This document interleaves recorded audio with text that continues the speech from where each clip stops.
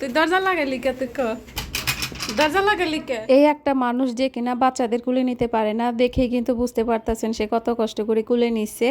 আসসালামু আলাইকুম। আজকে সকাল সকাল আমার নিউ একটি ব্লগ শুরু করে দিলাম। তো আপনারা সবাই দেখতেই পাচ্ছেন আজকে বৃষ্টি পড়তেছে। আর এই যে আমার এই আপাটা আমাদের বাসায় কাজ করে, তো উনি বুঠি দিয়ে ঘর মোছার কাপড় কাটতেছে। তার ঘর মোছার কাপড়টা সে বারান্দায় শুকাই দিয়ে যায়, তারপরে দিনে সে আর পায় না, বাতাসে উধাও হয়ে যায়। তো পরিবারের সবাই মিলে এখন আমরা দুপুরে লাঞ্চ করে নিব।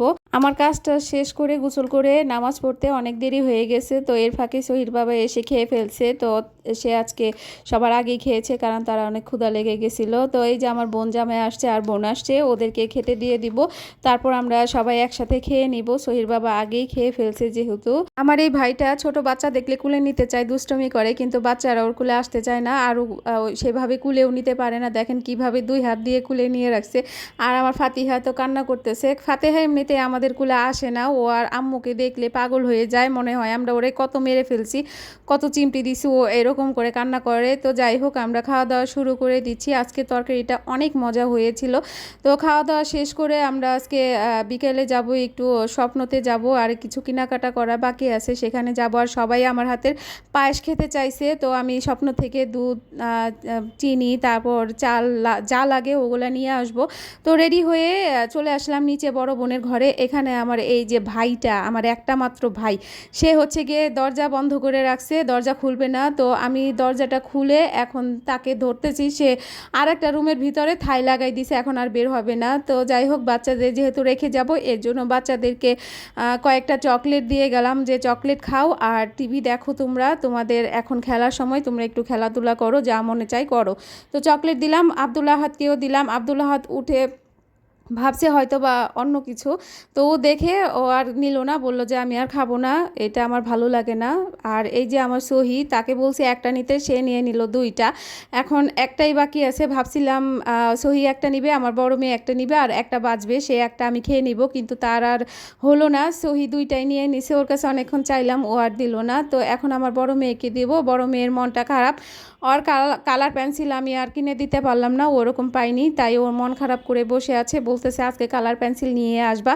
ওর কালার পেন্সিল কিনতে আমার স্ট্যান্ডে যেতে হবে, তাছাড়া উপায় নাই। তো সহিকে বললাম একটা দাও, আমি একটু খেয়ে দেখি কেমন। তো একটু খেয়ে, আমি আসলে চকলেট পাগল, আমার চকলেট খেতে খুবই ভালো লাগে। আমি সবসময় প্রত্যেকটা দিনই আমি চকলেট খাই।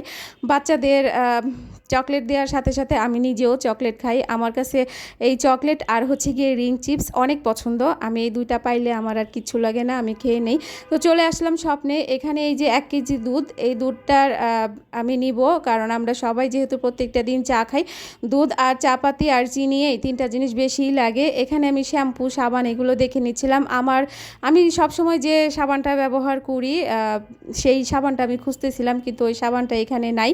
আজকে স্বপ্নে এসে আমি অবাক হয়ে গেছি, কারণ আজকে স্বপ্নে অনেক মানুষ দেখলাম। এত মানুষ কি করে আমি বুঝি না। তো এই যে রামেন দেখতে পেলাম, এই রামেন আমি নিব না, কারণ আজকে নিব আমি দুধ, চিনি আর পোলাওর চাল নিব, আর বাচ্চাদের জন্য কয়েকটা চকলেট নিয়ে নিব। ভাবছিলাম এগুলা টুকটাক কেনাকাটি করে আমি তাড়াতাড়ি বাসায় চলে যাব, বাসায় যে একটু নখে মেহেদি দিব, যেন শুকাই গেলে আমি পায়েসটা তাড়াতাড়ি করে রান্না করতে পারি। আর তার হলো না, কারণ বাহিরে বের হলে, চেনা মানুষের সাথে দেখা হলে, তাদের সাথে গল্প করতে করতে অনেকটা সময় পার হয়ে যায়। তার মধ্যে যেহেতু স্বপ্নে তো অনেক মানুষ ছিল, লাইন ধরে দাঁড়াই থাকতে হয়েছে বিলটা দেওয়ার জন্য। তো বাসায় এসে নখে মেহেদি দিয়ে তাড়াতাড়ি করে নখের মেহেদিটা শুকাইছি। শুকানোর পরে হাতটা ধুয়ে আমি রান্না করে নিব। এই যে দেখেন 3 কেজি দুধ আনছি, আর হচ্ছে গিয়ে চিনি আনছি। তো তাড়াতাড়ি করে রান্না করে হালকা ঠান্ডা করার পরে ফ্রিজে রাখবো, কারণ এই পায়েসটা কিন্তু ঠান্ডা ঠান্ডা খেতেই ভালো লাগে, গরম পায়েস কখনোই ভালো লাগে না। রান্নাটা আমি দেখাবো না, কারণ পায়েস রান্না করা আমরা সবাই জানি, এর জন্য আর দেখাইনি। এই যে পায়েসটা হয়ে গেছে, এখন বাচ্চাদের দিচ্ছি, আমরা সবাই খেয়ে নিব। তো সবাই ভালো থাকবেন, সুস্থ থাকবেন, আল্লাহ হাফেজ। আমার ভিডিওটি ভালো লাগলে অবশ্যই লাইক, কমেন্ট, শেয়ার করে দিবেন।